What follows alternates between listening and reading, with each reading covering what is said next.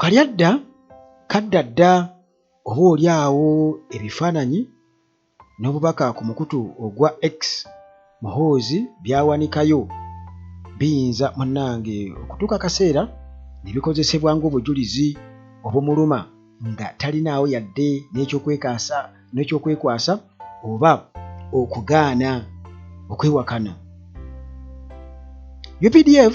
yasazeeko ekitebe kya Nuupu era munnange Muhoozi yavuddeyo n'annyonnyola nga bw'akakasa lwaki munnange baasazeeko ekitebe kya Nuupu. Rubongoya alabudde era munnange Muhoozi atutegeezezza nti engeri gy'ayinza okutaamu oba ekiyinza omuleetera okuta Eddie Ssebuufu okumujja eyo mu basement gye yamuteeka gy'ali mu kumuyigiriza Olunyankole, mpozi nga kitaawe yamulagidde yamugambye kale mute. Kakati munnange nga bwe nkutegeezezza nti osanga ebifaananyi bino bitulaba kati biyinza okutuuka ekiseera ne bikozesebwa n'obubaka Muhoozi bw'awandiika ku mukutu gwe ogwa X ne bikozesebwa ng'obujulizi. Kuba tuba twagala obujulizi obukwatibwako. Teweerabira aba Maintenance Palace bano balina solar systems ez'omulembe, balina ebikozesebwa mu masannyalaze ate balina n'ebyamazzi byonna okussa ne ttiimu ey'abakugu esobola munnange okuyambako okubifiitingayo oba okubiinstoolinga okusinziira munnange ku kapasite yo, naye nga solar systems bazirina. Temubeera mu nzikiza kuba amasannyalaze munnange go gaatufukira otusannyalaze. Hillside View Apartments we bali nnyo wali ku Ntebe Road ku Kasozi Jjanyu wetu ku Kyaki. Munnange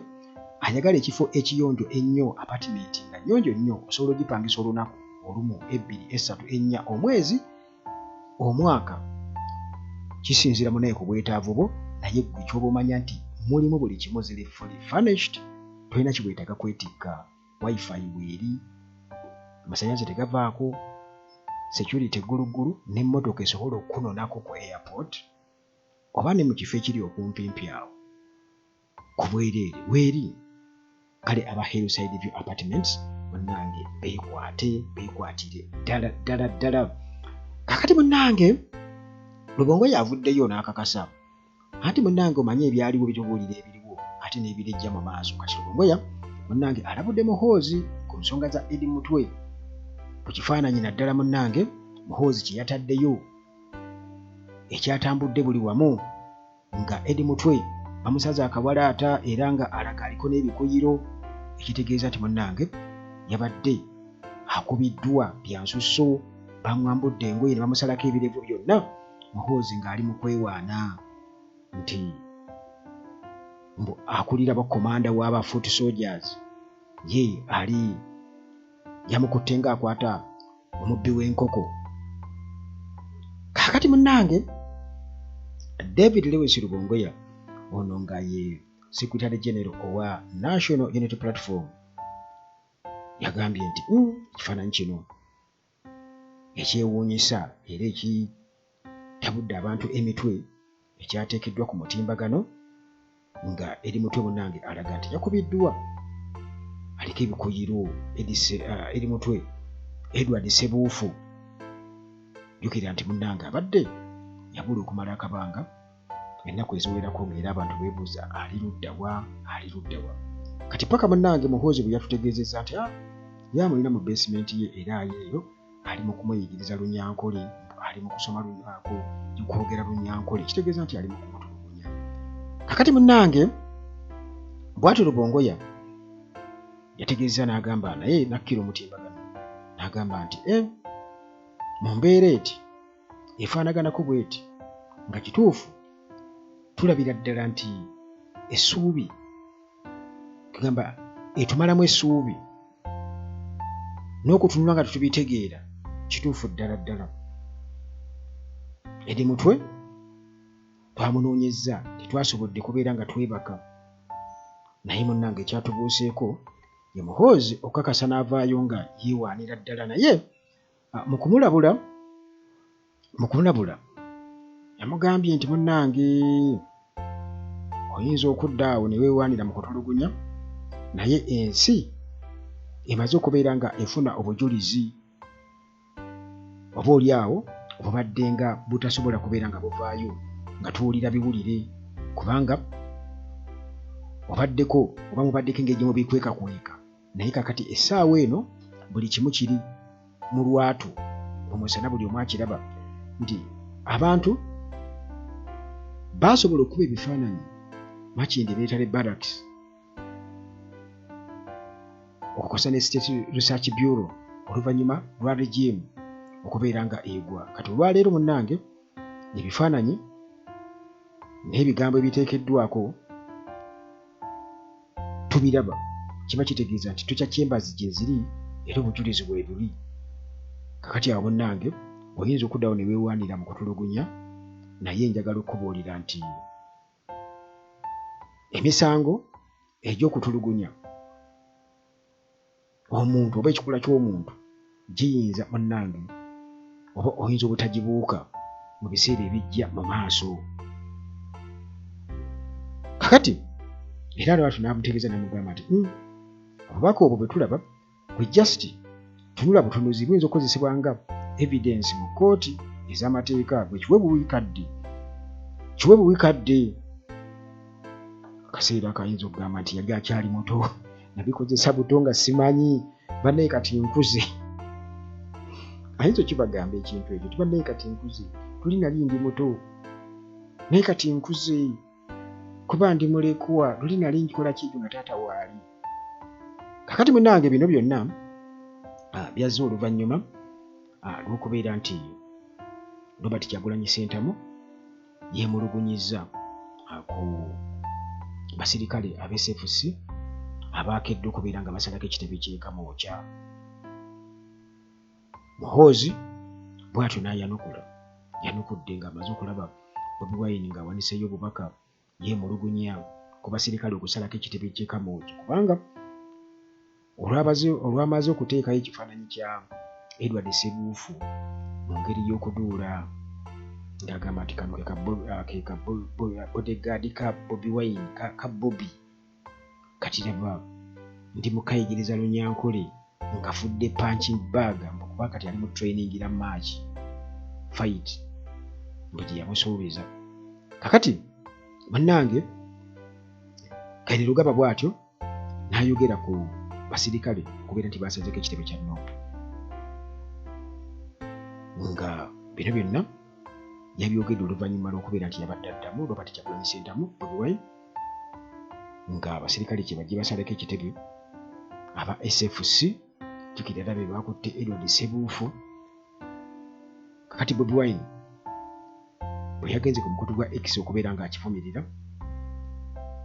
nga akakasa nti aba SFC basazeeko ekitebe kya NOP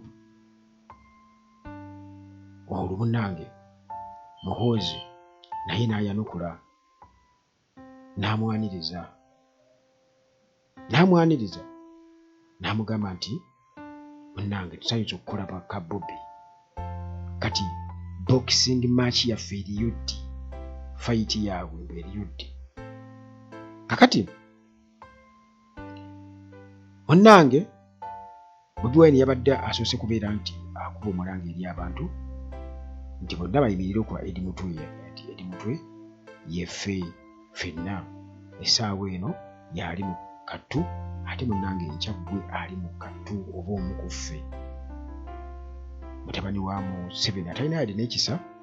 omutemu bw'atyo amukwese eyo ali mu mutulugunya ali mu kugezaako mutyoboola mu ngeri yonna nti ali mu muyigiriza Lunyankole nga bwe yatutegeezezza kakati awo mu kaseera kano ak'obulumi ennyo kitegeeza tulina kubeera wamu jjukira nti wabaddewo olukuŋŋaana olulina okubeera ku kitebe e Kamwokya oluvannyuma lw'okuwamba kwa Edi Mutwe lwaba lulina kubeera ku ssaawa 8 wali Makerere Kavule Bobi Wine bw'atyo nga ayise bonna n'abo bonna oba oli awo abatalina bibiina bya bufuzi gye bagwa bonna bayimirire wamu nga akuba Omulangira Bannayuganda bonna abaagaliza oba abaagala enkyukakyuka n'okwagaliza abalala okubeera nga baprosparinga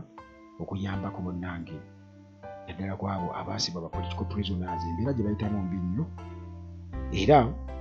munnange ekyo nga kimaze okubeera nga kibaawo Muhoozi n'alagira n'agamba SFC erina okuba nga esalako ekitebe kya NUP era baakedde kubeera nga bakisalako bano baleme kubeera nga bakuba olukuŋŋaana. Kakati Muhoozi ng'atukakasa atugamba bw'ati nti ye kituufu alina Eddie Mutwe amulina naye ensonga yokka eyinza okumuleetera okubeera ng'amuta nga kitaawe amaze okubeera ng'amulagira nti tugamba ageza kutulaga nti kitaawe bino byonna yabiri emabega era abimanyi bulungi nnyo ebigenda mu maaso yadde muyinza okudinuga munnange ye abeera tamanyi kakati ye atugamba nti engeri yokka gy'ayinza okubeera ng'ataamu Edward Ssebuufu tumanyi nga Eddie Mutwe ono chief bodyguard owa Bobi Wine ali mu tocha chamber ye ey'ewaka mu basement bw'asobola kumutanga kitaawe General Museveni amugambye nti kakati kale mute eraga nti nno ajja kusobola kuta Eddie Mutwe nga muzeeyi amaze okumuwa ebiragiro mbu awo bw'anaagenda okumutera ajja kuba amaze okufuna okutegeera Eddie Mutwe ng'amaze okubeera nga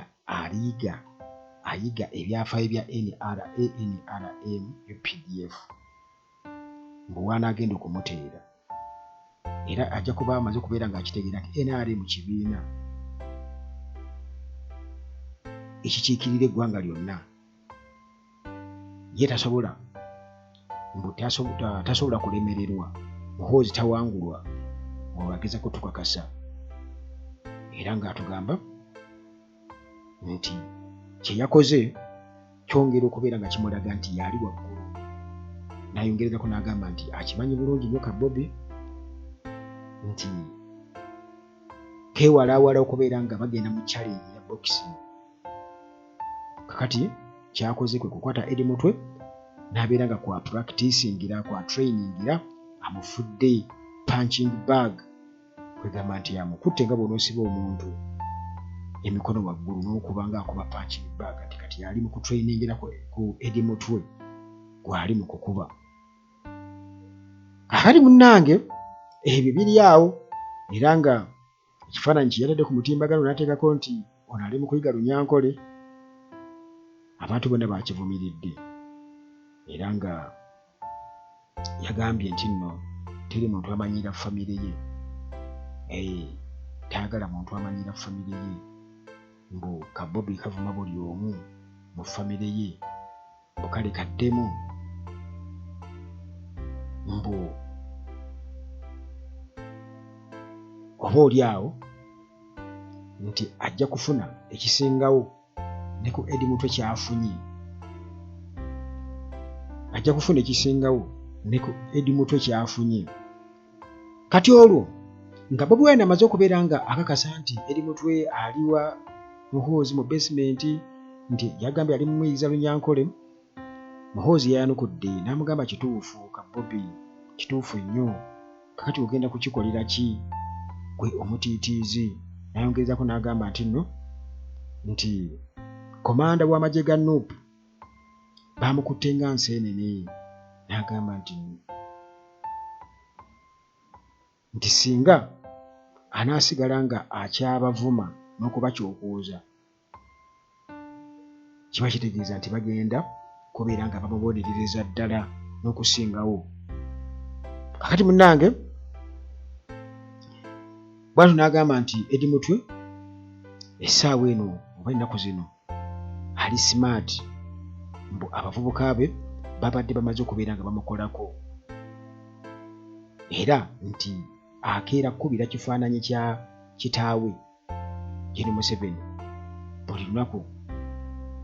nga tanabakojja breakfast mbu asooka kikubira saluti era n'agamba nti asobola kumuta nga oba tasobola kumuta ssaawa eno kirya ne feya ng'okumuta kati yakuba kirya ne feya okuva eri gy'ali oba eri mutwe naye nga muhoozi kirya ne feya si kya bwenkanya mbu alina kusooka kuyiga Lunyankole ate nga bonna bali mu kutrayiningira Kabobi mbu wamufudde punching bag bwakuba kakati munnange embeera eyo bwetyo bweri naye nga ebigambo bya Lubongoya enjagadde okubeera nga nteekako essira nti oyinza okulowooza nti omazeeyo obubaka bw'oteekako mu kutu gwa Twitter gwa X n'ebifaananyi kati ng'ekya Ssebuufu ky'olaze nti ddala gwamulina kubanga ensi yonna ebadde temanyi waali n'olaga nti gwamulina era n'olaga nti oli mu mutulugunya n'okakasa nti ali mu kukubwa ali mu kuyiga Lunyankole muganda wange nti essaawa yonna bijja kukozesebwa ng'obujulizi mu kkooti z'amateeka ate nga si gwali mu buyinza kiba kitegeeza nti oba oyolekedde okubeera ng'okolwako ne kati bano beesiga kuddukira ku ggwanga ery'omulirwano oba ku mawanga ag'omulirwano bana abakozeekozeeko eyo nga bamaze okubeera nga batereeza ebintu byabwe oba oli awo kubanga era ndaba eriyo eby'obugagga bwe bataabirwanira na wano weebiri bingi nnyo ne waba obuzaabuza bageza kubibuzaabuliza mu bantu naye munnange abantu babimanyi naye bannayuganda bo siga nti bampisa nsiiwuufu tetulabayo muntu yenna ayinza kugamba nti kakati agenda kukwata ebintu bya muhoozi oba babikole batya be bagamba nti bagenda kwokya ekibuga bannayuganda tebannatuuka waawo naye munnange anti Bubweni yagamba tasobola kugaana muntu yenna kukola kintu kyonna kubanga embeera munnange bwegenda yeekanama kitegeeza nti embwa eba emaze okubeera ng'egaayo